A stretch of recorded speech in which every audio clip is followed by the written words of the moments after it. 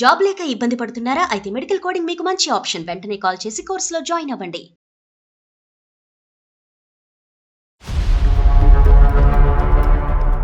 చాలా అదృష్టం అనుకున్నా. మా హస్బెండ్ చేయని ఘోరాలు చాలా ఉంటాయి సార్. నేను చెప్పుకోలేకపోతున్నాను సార్. ఏడవకండమ్మా. నేను ప్రెగ్నెంట్ అయినప్పుడు వాళ్ళ కాలేజీ ఫ్రెండ్ ఏదో చెప్పి తనతో మాట్లాడుతూ మొదలెట్టారు. అంతకుముందు క్లాస్మేట్, ఇప్పుడు హాస్పిటల్ పరిచయం. హాస్పిటల్ పరిచయం. అవును మేడం. వీళ్ళిద్దరికి మధ్యన గ్యాప్ ఎంత అమ్మా? ఒక 5 నెలలు వచ్చింది సార్. అంతకంటే ఎక్కువ ఆగలేడు అనమాట మీ ఆయన. వాళ్ళ హస్బెండ్ తెలిసిన ఇద్దరికి బాగా డోర్ తర్వాత వాయించుంటాడుగా అతను. మీ ఇద్దరి మధ్యన ఏమైనా గొడవలు ఉన్నాయమ్మా? లేదంటే మీ ఆయన ఏమైనా కామాంధుడా? రెండోసారి కూడా నాకు పాప ఉంది కదా, కాళ్ళు పట్టుకుని రిక్వెస్ట్ చేసి నన్ను కన్విన్స్ చేశాడు సార్. ఇంతకు ముందు కన్విన్స్ అవడానికి నీకు గంట పట్టింది, ఇప్పుడు 2 గంటలు పట్టింది. మళ్ళీ మూడోసారి కూడా ఇంకో తప్పు చేశాడు సార్. ఫస్ట్ అయితే స్కూల్ అమ్మాయి కాబట్టి దొరికిపోయాను, ఈ రెండోది ఆఫీస్ అమ్మాయి కాబట్టి దొరికిపోయాను, ఈసారి అసలు దొరకకుండా బయట అమ్మాయిని తెచ్చుకున్నాడు. అక్కడ చాటింగ్ చేసి ఫోన్ నీ చేతిలో పెడుతూ ఉంటాడమ్మా. మీ ఆయన ఎప్పటికప్పుడు దొరికిపోతూనే ఉంటాడు. నేను మామూలుగా రీల్స్ చూద్దామని ఫోన్ తీసుకుంటాను సార్. రీల్ కనిపించింది. మనోడు ఏంటంటే ఇక్కడ క్లోజ్ అక్కడ స్టార్ట్, ఇక్కడ క్లోజ్ అక్కడ స్టార్ట్, అందుగురించి గుండె నిబ్బరంగా పెట్టుకొని అంటున్నా. ఇది రన్నింగ్ కామెంటరీగా ఎక్కడ ఆగలేదు ఈ బండి. మధ్యలో మిస్ అయిన లింకులు ఎన్ని ఉన్నాయో ఇద్దరిద్దరం. కళాపోషకుడు. డైరెక్ట్ గా ఇంటికే మూడో అమ్మాయినేనా? 4వ అమ్మాయి. వీడు ఒకసారి యూజ్ చేసింది మళ్ళీ వాడడం. వీడు ఇంటికాడ 2 చెల్లెళ్ళు ఉన్నారు. భర్తను వదిలేసి వచ్చేస్తే వాళ్ళకి పెళ్ళిళ్ళు మళ్ళీ కన్విన్స్ చేయడానికి చూస్తున్నారు సార్ నన్ను. ఇటువంటి తండ్రినా నీ కూతురికి రేపొద్దున పరిచయం చేస్తావు. నీకు తెలిసి 4, నేను ఊహించుకోవటం 16.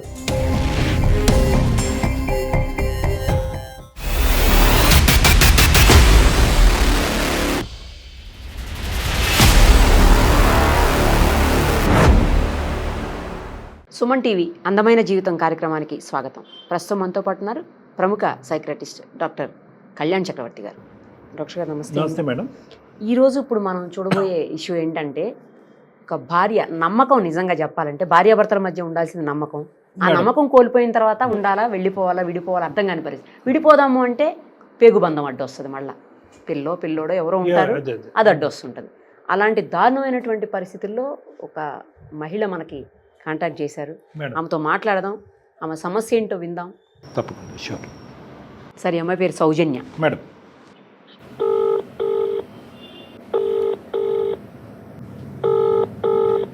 హలో. హలో, సౌజన్య నేనమ్మా మాట్లాడేది. ఎవరండి? అమ్మా నేను నిరుపమ, సుమన్ టీవీ అందమైన జీవితం కార్యక్రమం నుంచి కాల్ చేస్తున్నాను. మీరు మాకు మెయిల్ చేశారు కదా, అందుకని కాల్ చేశానమ్మా. అవును మేడం. నాతో పాటు డాక్టర్ కళ్యాణ్ చక్రవర్తి గారు కూడా ఉన్నారు. ఒకసారి అసలు ఏం జరిగింది, ఏంటి, మీరు ఎందుకు ఏమీ అర్థం కాని డైలమాలో ఉన్నారనేది ఇప్పుడు డాక్టర్ గారితో చెప్పండి, ఓకేనా? అలాగే మేడం. చెప్పమ్మా సౌజన్య. నమస్తే సార్. నమస్తే అమ్మా. నా పేరు సౌజన్య సార్. అమ్మా. మా ఊరు వచ్చి విజయవాడ సార్. నాకు పెళ్ళి 4 ఏళ్ళు అవుతుంది. నా బాధ ఎవరికి చెప్పుకోవాలో తెలియట్లేదు సార్, అందుకని మెయిల్ చేశాను సార్. అయ్యో చెప్పమ్మా, పర్లేదు, మేము ఉన్నామమ్మా, చెప్పు. థ్యాంక్ యూ సార్, నన్ను అర్థం చేసుకుని నాకు కాల్ చేసినందుకు. తప్పకుండా చెప్తాను. చెప్పండి అమ్మా, చెప్పండి సౌజన్య, ఏడవకండి, చెప్పండి. నేను హాస్పిటల్ సిస్టర్ కింద చేస్తాను సార్. అమ్మా. మా హస్బెండ్ వచ్చేసి హాస్పిటల్ మార్కెటింగ్ చేస్తాడు సార్. పెళ్ళి 4 సంవత్సరాలు అవుతుంది. నాకు ఒక పాప అండి. మీ ఫ్యామిలీ బ్యాక్గ్రౌండ్ ఏంటమ్మా? సార్ మా ఫ్యామిలీ బ్యాక్గ్రౌండ్, నాకు 2 చెల్లెలు సార్. మా అమ్మ, మా నాన్నగారు నా చిన్నప్పుడే చనిపోయారు సార్. అయ్యో. అక్కడి నుంచి మా అమ్మగారు మా అమ్మల్ని పెంచుకుంటూ వచ్చారు సార్. అమ్మా. అయితే మా హస్బెండ్ కట్నం ఏమీ లేకోకుండా, చాలా పేద కుటుంబం సార్ మాది. అమ్మా, ఏం లేకుండానే చేసుకున్నాడు మీ ఆయన? ఏమి లేకోకుండా చేసుకున్నారు. చాలా అదృష్టం అని చెప్పేసి నేను చాలా హ్యాపీగా ఫీల్ అయ్యాను సార్. అవునమ్మా, చాలా సంతోషం. అమ్మా, నువ్వేమొచ్చి స్టాఫ్ నర్సు, అతను హాస్పిటల్ మార్కెటింగ్ ఏరియాలో వర్క్ చేస్తున్నాడు అతను. అవును సార్. ఓకే, అక్కడి వరకు బానే ఉందమ్మా. తర్వాత చాలా అదృష్టం అనుకున్నా. మా హస్బెండ్ చేయని ఘోరాలు చాలా ఉంటాయి సార్. నేను చెప్పుకోలేకపోతున్నాను సార్. అసలు ఏడవకండి అమ్మా సౌజన్య, ఏడవకండి దయచేసి. మీరు ఏడిస్తే ఏం చెప్పలేరు. ఒక్కసారి కంట్రోల్ చేసుకోండి, ఒక్క నిమిషం. నేను ప్రెగ్నెంట్ అయినప్పుడు మా వారు ఒక పాత అమ్మాయి అంట సార్, వాళ్ళ కాలేజీ ఫ్రెండ్ ఏదో చెప్పి తనతో మాట్లాడుతూ మొదలెట్టారు. ఒకసారి నేను అడిగాను సార్, మెసేజ్లు అవి చూసి ఏంటి సాయి ఇలా చేస్తున్నావు అని అడిగాను సార్. అడిగితే తను సరే ఈ తప్పు నేను ఇంకెప్పుడు చేయలే అని ఎక్స్క్యూజ్ చేసుకుని ఫ్రెండ్లీగానే మాట్లాడుతూ మొదలెట్టారు సార్. సరే అని వదిలేసాను సార్ నేను దాని గురించి కూడా. నేను హాస్పిటల్ వర్క్ చేస్తున్నప్పుడు 5 నెలలు కడుపు సార్ నాకు. దాని వల్ల నేను ఇంకా హాస్పిటల్ కి వెళ్ళకుండా మానేశాను సార్, ఇంటికాడే ఉంటున్నాను. ఈ లోపల వేరే అమ్మాయితో మాట్లాడుతూ మళ్ళీ నాకు తెలిసింది సార్. మళ్ళీ ఏం చేశాడు? హాస్పిటల్ లో పరిచయం అయిందంట మేడం. ఓహో, అంతకుముందు క్లాస్మేట్, ఇప్పుడు హాస్పిటల్ పరిచయం. హాస్పిటల్ పరిచయం. అవును మేడం. వీళ్ళిద్దరికి మధ్యన గ్యాప్ ఎంత? ఒక 5 నెలలు వచ్చింది సార్. అంతకంటే ఎక్కువ ఆగలేడు అనమాట మీ ఆయన. రెండోసారి ఎలా తెలిసింది మీకు? అసలు ఏం జరిగింది రెండోసారి? మళ్ళీ వాళ్ళ హస్బెండ్ కి తెలిసింది మేడం. సో అమ్మాయి కూడా మ్యారీడే? మ్యారీడ్. నీకు ఫస్ట్ తెలిసిందా వాళ్ళ ఆయనకి ఫస్ట్ తెలిసిందా? వాళ్ళ హస్బెండ్ కి తెలిసింది సార్. వాళ్ళ హస్బెండ్ కి తెలిసిన ఇద్దరికి బాగా డోర్ తర్వాత వాయించుంటాడుగా అతను. ఇంటికి వచ్చి గొడవ ఆడుకున్నారు సార్. ఇద్దరు గొడవ ఆడుకున్నారు. ఇలాగ మా ఆవిడతో నీకు సంబంధం ఏంటి అని నిలదీసి ఇద్దరు కొంచెం గొడవ ఆడుకున్నారు sir. Very good, very good. మీ ఆయనకి అలాంటి డోస్ పడాలి, లేదంటే పోలీస్ స్టేషన్ లో పంచాయతీ పెట్టాలి.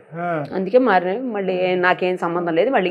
ఇప్పుడు ఈ అమ్మాయిని మోసం చేస్తున్నాడు, వేరే వాళ్ళ జీవితాలు కూడా సర్వనాశనం చేస్తున్నారు. అంతే కదా సార్, అమ్మాయి జీవితం నాశనం అయిపోతుంది అవతల. మీ ఇద్దరి మధ్యన ఏమైనా గొడవలు ఉన్నాయమ్మా, లేదంటే మీ ఆయన ఏమైనా కామాంధుడా? మా ఇద్దరు మధ్య ఏవి గొడవలు లేవు సార్. పాప పుట్టినంత వరకు నాకు ఆయనకి అసలు ఎటువంటి నేను అడ్జస్ట్ చేసుకునే. మరి ఎందుకు అతనికి ఇన్ని వేరియేషన్స్? మరి ఆయన ఎందుకు ఇలా చేస్తున్నాడో తెలియట్లేదు. పాపను బాగానే చూసుకుంటున్నాడా?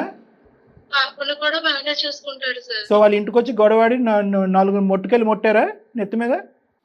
గొడవ ఎంత గట్టిగా ఆడుకున్నారు సార్. ఈసారి తప్పు ఒప్పుకున్నాడమ్మా? తప్పు ఒప్పుకుని ఏమైనా క్షమాపణ అడిగాడా? క్షమాపణ అడగటం అంటే నేను అసలు నాకు క్షమాపణ చెప్పినప్పుడు అసలు నేను ఒప్పుకోలేదు సార్. ఫస్ట్ సారి ఇలా చేసావు, రెండోసారి కూడా ఇలా చేస్తే నేను ఎక్కడికి వెళ్ళాలి ఏంటి, నా బాధ ఎవరికి చెప్పుకోవాలి, నా కన్న తల్లికి కూడా నేను చెప్పుకోలేను కదా, నువ్వు తప్ప నాకు ఎవరున్నారు అని నేను నీతోనే ఉన్నానని ఒక ఫస్ట్ సారి కాంప్రమైజ్ అయ్యాను. మళ్ళీ ఇప్పుడు రెండోసారి కూడా ఇలా కాంప్రమైజ్ అవ్వమంటే ఇంక నేను ఏం చెయ్యాలి గట్టిగా నిలదీసి అడిగాను సార్. అప్పుడేమన్నాడు? రెండోసారి కూడా నాకు పాప ఉంది కదా, నేను ఇప్పుడు రిక్వెస్ట్ చేసుకుంటున్నాను అని చెప్పి కాళ్ళు పట్టుకుని రిక్వెస్ట్ చేసి నాకు కన్విన్స్ చేశాడు సార్. ఇంతకు ముందు కన్విన్స్ అవడానికి నీకు గంట పట్టింది, ఇప్పుడు 2 గంటలు పట్టింది, అంతే అయి ఉంటుంది తేడా.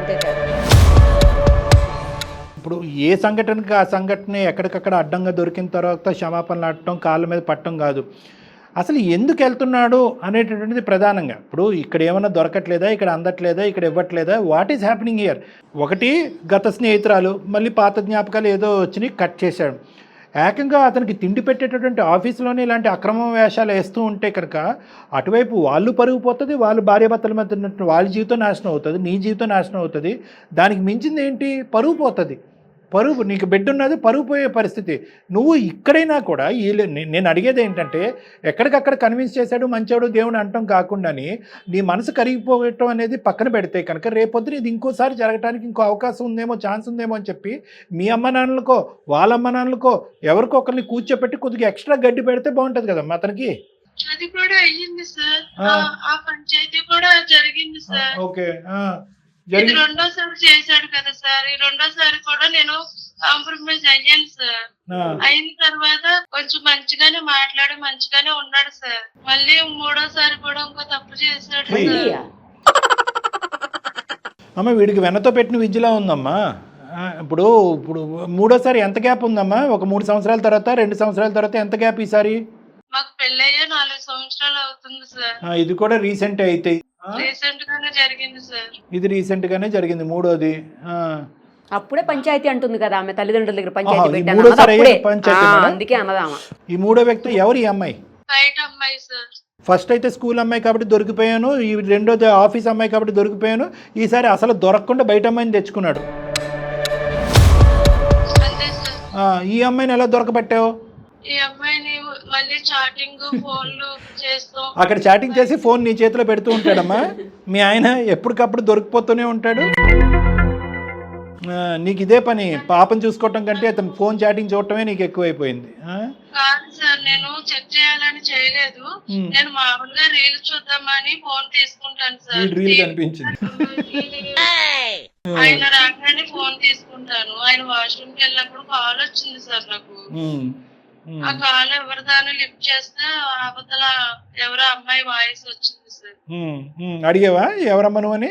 ఎవరమ్మా మీరు అని అడిగితే ఇలా తనకు మ్యారేజ్ అవ్వలేదని చెప్పి నాతో మాట్లాడుతున్నారని చెప్పి నాతో మాట్లాడింది సార్. అక్కడ వరకు కథలు వెళ్ళాడు. అమ్మ నీకు ఒక విచిత్రమైన చెప్తాను, మనసు నిబ్బరం పెట్టుకో. నువ్వేంటంటే ప్రతిసారి 6 నెలలు 5 నెలలు గ్యాప్ అంటున్నావు, కానీ అసలు గ్యాపే లేదన్నది నా డౌట్.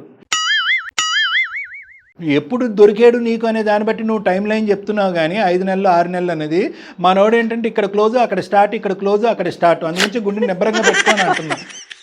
ఏమ్మా అంతేనా కదా? ఇది రన్నింగ్ కామెంటరీగా, ఎక్కడ ఆగలేదు ఈ బండి. మధ్యలో మిస్ అయిన లింకులు ఎన్ని ఉన్నాయో ఇద్దరిద్దరం. ఇప్పుడు ఏంటంటే ఇక్కడ ముగ్గురు మధ్యలో మిస్ అయిన లింకులు. ఎలా నీ బుద్ధి గడ్డి తిన్నావా ఏంటి అని చెప్పి 2 వారాల పాటు వెళ్ళిపోయిన అమ్మాయిలు ఎంతమంది? కళాపోషకుడు. పంచాయతీ సంగతి చెప్పు తల్లి.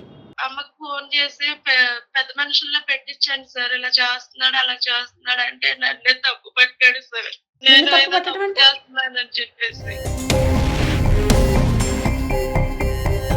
క్యారెక్టర్ బ్యాడ్ చేశాడు సార్. నేను హాస్పిటల్ కూడా మానేసి ఇంట్లోనే పాపం చూసుకుంటూ ఉంటే నన్ను బ్యాడ్ చేసి నాకు ఎవరో సంబంధం ఉందని చెప్పి నన్ను ప్రేమ చేశాడు సార్. పెద్ద మనుషుల్లో ఈడెవడమ్మా ఈడు? ఈయన నమ్మింది నువ్వు. ఇంతకాలం నమ్మి దేవుడు బంగారం అనేది నువ్వు ఇతన్నా అనేది. నీ అసెస్మెంట్ అన్నా తప్పు అయి ఉండాలి, వాడు లేదంటే వాడు అందరికీ మించినటువంటి దుర్మార్గుడైన అయి ఉండాలి. బాగా నాటకాలు ఆడుతున్నాడు. అంతే కదా మేడం? ఇంత భయంకరమైనటువంటి మనిషిని, ఈ అమ్మాయిని పొగుడుతూ కాపాడుకుంటూ కన్విన్స్ అయిపోయాను అని చెప్పి. మా ఆవిడ తప్పు చేస్తుంది, నా ఆవిడ మంచిది కాదు, వాళ్ళతో వెళ్తూ తిరుగుతూ నేను చూసాను, అందుకని నేను తప్పు చేస్తున్నాను. అందుకే నేను చేస్తున్నాను అంటే మొదటి 2 సార్లు వీళ్ళకి తెలియదు కదా సార్. అవును. అందుకని 3వ సారి వచ్చింది కాబట్టి ఇది ఫస్ట్ అన్నట్టు కదా వాళ్ళ దగ్గర. అంతే. అందుకని వైఫ్ మీద దోస్తాడు. మా అత్త మా మామ కూడా తన కొడుకునే సమర్థించుకుంటా అంతేలే. వస్తున్నారు. అంతే దొందు వీళ్ళందరూ ఒకే బ్యాచ్. ఫైట్ చేసావా? చేశాను సార్. ఈ చాటింగ్ అవి ఫోటోలు హాస్పిటల్లో తీసుకున్నావా? నేను మానేశాను. కాదు, ఈ చాటింగ్ అవి ఏమైనా ఆధారాలు పెట్టుకున్నావా? ఫోటోలు తీసుకున్నావా? అంత తెలివితేటలు నీకు లేవేమో. లేవు సార్. ఏ ఆధారాలు లేవు నీ దగ్గర. సరే, తర్వాత ఏమైందమ్మా? ఫైనల్ గా మీరు ఇద్దరు కలిసే ఉన్నారా? ఇప్పుడు ఏం జరుగుతుంది ప్రస్తుతం? సరే అని చెప్పేసి పెద్ద మనుషుల్లో ఈ ఒక్కసారిగా అడ్జస్ట్ అయ్యి ఉండండి అమ్మా, మళ్ళీ ఏ గొడవ పెట్టుకోవద్దని పెద్ద మనుషులు సర్ది చెప్పి పంపించారు సార్. ఓకేనమ్మా, ఓకే. పంపించిన తర్వాత ఒక వారం 10 రోజుల వరకు బాగానే కలిసి మెలిసి ఉన్నాం సార్. మళ్ళీ నాకు నా కళ్ళ ముందు ఫోన్ మాట్లాడుతూ బండి ఎక్కించుకొని ఆ అమ్మాయిని తీసుకురావటం, డైరెక్ట్ గా ఇంటికే ఏ అమ్మాయి? 3వ అమ్మాయినేనా? 4వ అమ్మాయి సార్. ఈ ఒకసారి యూజ్ చేసింది మళ్ళీ వాడడం వీడు. సర్లే అమ్మా, ఈ 4వ వ్యక్తి ఎవరమ్మా?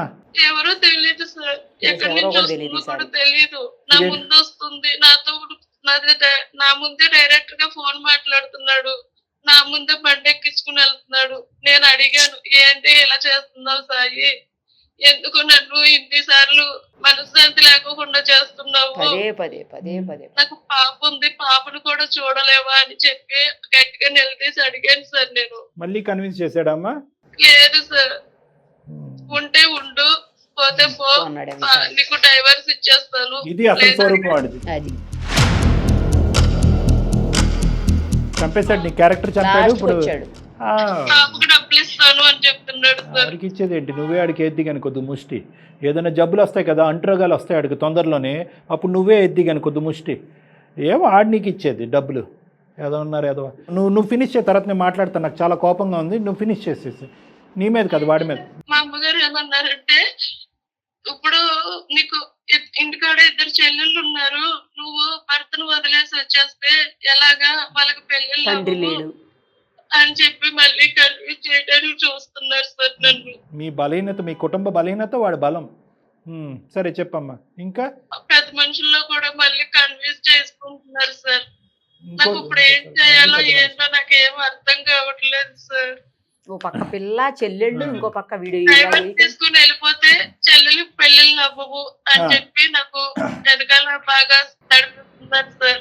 అమ్మా అమ్మా ఇంకో పక్క కూతురు, అందరూ ఆడపిల్లలు. ఒక పక్కన కూతురు అయిపోయింది. అదే ఏం అసలు చెప్పాలో కూడా అర్థం నిర్ణయం కాని తీసుకోవాలో కూడా నాకు తెలియట్లేదు సార్. అమ్మ నేను ఒకటి చెప్పనా అమ్మా, నేను ఒక్క 2 మాటలు మాట్లాడతానమ్మా. నాకు చాలా ఇమోషనల్గా ఉంది, కానీ మాట్లాడటం తప్పదు కాబట్టి మాట్లాడుతున్నాను. సహజంగా ఏంటంటే ఈ వేదిక మించి అమ్మ వాడికి ఒకసారి ఫోన్ కలుపు అని అంటాం, కానీ దయచేసి వాడికి ఫోన్ కలపద్దు అని నేను అంటున్నాను. ఎందుకంటే కనుక వాడు ఉన్నాడు కాదు మేడం, వాడు మనల్ని కన్విన్స్ చేస్తాడేమో అని భయం, మళ్ళీ ప్రయాణం మొదలు పెడతాడు వాడు. ఎందుకంటే వాడికి వెన్నతో పెట్టిన విద్య 2, ఒకటి ఆడవాళ్ళు వాళ్ళని కన్విన్స్ చేయటం, రెండోది నీలాంటి ఆడవాళ్ళని కన్విన్స్ చేయటం. మా వరకు వచ్చి మమ్మల్ని కూడా కన్విన్స్ చేసేసి లేదు సార్ తప్పు అయిపోయింది సార్ ఏదో అని చెప్పినా చెప్పచ్చు, లేదంటే నా భార్యే బ్యాడ్ అంటే అని అనొచ్చు. అలా అంటే కనుక వాడు ఎక్కడున్నాడో అక్కడికి వచ్చాడు చంప పగల కొడతాం నేను మేడం. కానీ వాడితో మాట్లాడవలసినటువంటి అవసరం లేదమ్మా. ఎందుకంటే పూసగుచ్చినట్టు నువ్వు చాలా క్లియర్ కట్గా వాడి వ్యక్తిత్వం, క్యారెక్టర్ అనేది నీకు లేట్గా తెలిసినా లేటెస్ట్గా తెలిసింది ఇప్పటికైనా కూడా. దురదృష్టం ఏంటంటే బిడ్డ పుట్టిన తర్వాత నువ్వు కన్విన్స్ అవటం తగ్గించి నీ కనువిప్పు కలిగి ఇంటి గడప నుంచి బయటకు అడుగుపెట్టి నేను నీతో పాటు ఉండలేనురా అనేటటువంటి ఆలోచనలోకి నీకు వచ్చినట్టు అనిపిస్తుంది. ఆ విధంగా ఆలోచించడానికి మీరు రెడీగా ఉన్నారా సౌజన్య గారు? రెడీగా ఉండడానికి సార్ నా చేతిలో పాప ఉంది సార్. నాకు భర్త లేకపోతే చెల్లెలకి పెళ్ళిళ్ళు అవ్వని చెప్తున్నారు కదా సార్. అమ్మ కూడా అదే మాట ఉంటుంది సార్. ఏం చేయాలి ఈ సిచ్యువేషన్, నాకు ఏం చేయాలి అర్థం కాదు. మీ అమ్మ అలాగే ఉంటది, మీ అమ్మ కూడా అదే అంటదమ్మా. ఇక్కడ అమ్మల గురించి కాదు సబ్జెక్టు, పాప గురించి కూడా సబ్జెక్టు కాదు. పాప ఇంపార్టెంటే, కానీ ఇటువంటి తండ్రినా నీ కూతురికి రేపొద్దున పరిచయం చేస్తావు. నీకు తెలిసి 4, నేను ఊహించుకోవటం 16, 4 రెట్లు ఎక్కువ ఉంటుంది. సో నీకు తెలియనటువంటి లోకం నీకు తెలీదు. తెలియనటువంటి లోకం గురించి ఈ 4 కదా, ఈ 4 అని సంబరపడకు. నీకు తెలిసినంత వరకు అడ్డంగా దొరికినటువంటి ఈ 4. కాబట్టి ఆ మనిషి ప్రతిసారి బరి తెగించి ఫోన్ ఎదురుగుంటా పడేస్తున్నాడు. ఎందుకంటే కనుక నీకు కానీ నీ కుటుంబానికి కానీ అతని ఉద్దేశంలో, అతని ఆలోచనలో ఎటువంటి విలువ లేదు. మీరందరూ కాంప్రమైజ్ అయ్యారని తెలుసు, మీకు భవిష్యత్తు లేదని తెలుసు. పెద్దల పంచాయతీ పెట్టినా కూడా నీదే తప్పు అనే విధంగా చూపెట్టగలడు అనే దమ్ము ధైర్యం ఉన్నాడు వాడికి. పైపెచ్చి ఏంటంటే మీ ఫ్యామిలీ మెంబర్స్ వచ్చి ఒరే నీకు బుద్ధి ఉందా లేదా అని ఒక 2 మాటలు అన్న తర్వాత ఫైనల్గా నీ దగ్గరికి వచ్చి ఆడబిడ్డ ఉంది కాబట్టి కాంప్రమైజ్ అయ్యి అక్కడికే ఉండమ్మా అని పంపిస్తారని కూడా తెలుసు. సో అన్ని విధాలుగా ఇప్పటి వరకు ఏంటంటే నువ్వు పెద్దల పంచాయతీ పెట్టనంత వరకు కొంతవరకు దాకుని ఏదన్నా కొద్ది సిగ్గుపడుతున్నట్టు బెదిరిపోతున్నట్టు ఉన్నాడేమో. కానీ ఇప్పుడు 4కి తెలిసిన తర్వాత ఇది ఓపెన్ సీక్రెట్ కాబట్టి ఏం చేస్తారు, ఎక్కడ పోతారు, బిడ్డ పుట్టిన తర్వాత నువ్వు ఎక్కడ పోతారు అని చెప్పి విర్రవీగిపోతున్నాడమ్మా వాడు. అలాంటి వాడిని ఫోన్ కలపమ్మా, కౌన్సిలింగ్ చేద్దాం, మారుద్దాం అనేటటువంటి ఆలోచన లేదు. సిస్టర్స్ చెప్పారు, సమాజంలో చెప్పారు, ఎవరు చెప్పారనేది కాదమ్మా. నీ కళ్ళతో నువ్వు ఏదైతే చూసావో, ఎన్ని సందర్భాల్లో ఇతను వాగ్దానాలు చేశాడో, దానికి పైపెచ్చి ఏంటంటే కనుక అతన్ని కప్పిపుచ్చుకోవటానికి గురించి, అతని సీక్రెట్లు దాచిపెట్టడం గురించి నీ క్యారెక్టర్ని పంచాయతీలో అసాసినేట్ చేసినటువంటి వాడు ఒక మొగుడుగా కాదు కదా, ఒక మగాడుగా కూడా అర్హత లేదని, మనిషిగా కూడా లేదు, ఒక మనిషిగా కూడా అర్హత లేదు. సో ఇక్కడ కనువిప్పు రావాల్సింది, మనోధైర్యం పెంపొందించుకోవాల్సింది, పోరాటం చేయవలసింది మీ అమ్మాళ్ళు, మీ అక్క చెల్లి కాదమ్మా నువ్వు. ఇటువంటి తండ్రిని నీ కూతురికి పరిచయం చేస్తావా? ఏంటమ్మా ఇలాంటి ఎదవుతానా, నువ్వు ఇలాంటి ఎదవునా నాకు తండ్రిగా కాపాడుకుంటూ వచ్చి ఇప్పుడు గౌరవంగా అమ్మ నీకు తండ్రి కావాలని. కరెక్టే, ఒక బిడ్డకి తండ్రి ఖచ్చితంగా కావాలి, కానీ ఇలాంటి క్యారెక్టర్లెస్ తండ్రిని చూపెడతావా? సిగ్గుపడి నీ కూతురు తలదించుకునే పరిస్థితి వస్తుంది. ఇది నెంబర్ 1. నెంబర్ 2 ఏంటంటేనమ్మా, అన్నిటికంటే మించినటువంటి గౌరవము, కుటుంబము, పరువు, ప్రతిష్ట ఇవన్నీ పక్కన పెడితే 2 నిమిషాలు వాడికి ఇలాగా ఎడతెరప లేకుండా అడ్డదిడ్డంగా తిరిగేటటువంటి వాడికి ఎన్ని సుఖవ్యాధులు వస్తాయో, సారీ నేను అంటున్నాను, ఎటువంటి వ్యాధులు వస్తాయో, అటువంటి వ్యాధులతో ఉన్నటువంటి వ్యక్తి రేపొద్దున నీకేదన్నా రాకున్నటువంటి ఒక జబ్బు వస్తే కనుక ఆ పిల్లకి తండ్రి ఎలాగా ఉండడు, తల్లి కూడా లేనటువంటి దురదృష్టకరమైనటువంటి పరిస్థితి రావచ్చు. అలాంటి కథలు ఎన్నో ఉన్నాయి నా దగ్గర. కాబట్టి నేను నీకు చెప్పేది ఏంటంటే ఇక్కడ కావాల్సినటువంటిది మనోధైర్యం. నీ కాళ్ళ మీద నిలబడే సత్తా నీకుంది. ఇంతకు ముందు ఉద్యోగం చేసుకున్నావు, కానీ ఈ దుర్మార్గుడి వల్ల ఆ ఉద్యోగం కూడా మానేసి ఆ బిడ్డను కాపాడుకుంటూ ఇంటిని గౌరవప్రదంగా ఉంటుంటే కనుక ఆడు వెన్నుపోటు పొడుస్తున్నాడు, పదే పదే వెన్నుపోటు పొడుస్తున్నాడు, నీకంటూ క్యారెక్టర్ లేదనేటటువంటి ప్రచారం చేస్తున్నాడు. అటువంటి వ్యక్తి ఎంతవరకన్నా వెళ్ళటానికి ఒక అవకాశం ఉంది. పో, నీ బిడ్డకు నేను డబ్బులు ఇస్తాననే మాట మనిషి రేపొద్దున అతను పరువు పోతుంది అనేటటువంటి ఆలోచనతో నిన్ను నీ బిడ్డను ఏదైనా చేయడానికి ప్రయత్నం చేస్తే అలాంటి కథలు కూడా మనం చూస్తున్నాం. నీలో ఒక అవగాహన రావాలి, నీలో ఒక ఆలోచన రావాలి, నీలో ఒక భద్రత రావాలి, నీలో ఒక దమ్ము ధైర్యం కావాలి. ఆ విధంగా నిన్ను నేను ప్రోత్సహిస్తున్నానమ్మా. నువ్వు దయచేసి ఒక్క అర నిమిషం కూడా అక్కడ ఉండడానికి ట్రై చేయొద్దు. ఏదన్నా మనం కౌన్సిలింగ్ మాటలు మాట్లాడాలంటే మీ కుటుంబ సభ్యులతో నేను నిరుపమ మేడం మాట్లాడతాం, వాళ్ళని కన్విన్స్ చేస్తాం, వాళ్ళు నిన్ను హక్కును చేర్చుకునేటటువంటి విధంగా నువ్వు పుట్టింటికి వెళ్ళు. ఈ మహానుభావుడికి బుద్ధి రాదు. విడాకుల ప్రక్రియ అనేటటువంటిది ఎలా మాట్లాడాలో మనకు తెలిసిన లాయర్స్ ద్వారా మాట్లాడదాం. ప్లస్ ఎంత ఘోరాలు చేశాడో ఇలాంటి వ్యక్తికి ఒక శిక్ష కూడా పడాలి. ఆ విధంగా కూడా మనకు ఉన్నటువంటి అడ్వకేట్ టీంతో ఒకసారి మాట్లాడి ఆ విధమైనటువంటి సహాయ సహకారాలు కూడా నీకు ఇస్తామమ్మా. ఈ మనిషితో మీద ఒక నమ్మకం కానీ, ఈ మనిషితో పాటు ఒక ప్రయాణం కానీ, ఈ మనిషితో ఒక స్థిరమైనటువంటి ఒక తండ్రి, ఒక భర్త ఉంటాడు అనే ఆలోచన నుంచి దయచేసి ఈ క్షణం విరమించుకోమని చెప్పి నా విన్నపం. సార్ నేను అందుకే మిమ్మల్ని నమ్ముకుని ఎక్కువ మెయిల్ చేశాను సార్. ఇలాంటి సిచ్యువేషన్ లో ఉన్నాను కాబట్టి నాకు అంటూ ఎవరికి చెప్పుకోవాలో కూడా నాకు అర్థం కాక నేను మెయిల్ చేశాను సార్. అమ్మ, ఈ మనిషికి 100 మార్కులకి 1 మార్క్ అయినా మంచిగా పడుంటే కనుక నేను మీ ఇద్దరిని కలిపేసి ఉండేవాడిని అమ్మ. అన్ని మైనస్ మార్కులే. ఏది not only as a character ఒక ఆడవాళ్ళతో తిరిగేటటువంటి ఒక మగాడు పెళ్ళి అయిన తర్వాత 100 వాగ్దానాలు చేసి వాగ్దానాలు వెరగొట్టి వెళ్ళే మగాడు గురించే కాదు, నీ క్యారెక్టర్ని అసాసినేట్ చేసి నీకు ఒక గౌరవం లేకుండా అటు కుటుంబం ఇటు కుటుంబంలో కూడా నీ యొక్క క్యారెక్టర్ని అసాసినేట్ చేసి నిన్ను కాళ్ళ కింద తొక్కుకుంటూ వెళ్ళిపోయేటటువంటి ఒక మగాడి దగ్గర అర నిమిషం కూడా ఉండమని చెప్పి నేను ప్రోత్సహించనమ్మా. కాబట్టి ఇది ఎప్పుడు కూడా మొదటి నుంచి చివరి వరకు నాకు ఎప్పుడు కూడా నా మనసుకు తడుతుంది ఏంటంటే ఇది 1 వే ట్రాఫిక్. వీడికి ఎంత తొందరగా సేఫ్గా ఈ అమ్మాయి ఆ బిడ్డ గుడ్ బై చెప్తే అంత మంచిది అన్నట్టుగా నాకు అనిపించింది. కాబట్టి ఈ సలహా ఇస్తున్నానమ్మా. ఇది మంచి సలహా. దయచేసి దీని మీదే నిలబడు, ఇంకొక ఆలోచనను పెట్టుకోవద్దు. బుద్ధి వచ్చినట్టు నటించినా కూడా వాడికి ఒక టైం గ్యాప్ అంటే ఒక 6 నెలల్లో సంవత్సరం వాడిని మానిటర్ చేసేటటువంటి ప్రక్రియలు ఎలా ఉంటాయన్నది నేను చెప్తాను నీకు. అప్పుడు ఏదన్నా ఉంటే కనుక ఒక విధంగా ఆలోచిద్దాం. కానీ 99.9% this is a close issue. Me parents దాన్ని యాక్సెప్ట్ చేయరంటే కనుక వాళ్ళని యాక్సెప్ట్ చేసేటటువంటి విధంగా నేను వాళ్ళని మాట్లాడతాను, వాళ్ళని కన్విన్స్ చేసుకుంటాను. ఓకేనమ్మా? Okay madam, thank you madam. ఓకేనమ్మా. తర్వాత మళ్ళీ మేడము మా పర్సనల్ నెంబర్ ఇస్తారమ్మా. అప్పుడు మళ్ళీ ఒకసారి వద్దురు కానీ మనం ఇంకా డీటెయిల్డ్గా మాట్లాడి నెక్స్ట్ స్టెప్స్ ఏంటి అన్నది ఆలోచిద్దాం. అలాగే సార్. ఆల్ ద బెస్ట్ అమ్మా Soujanya. God bless. Thank you sir. Nice sir. Thank you. Thank you.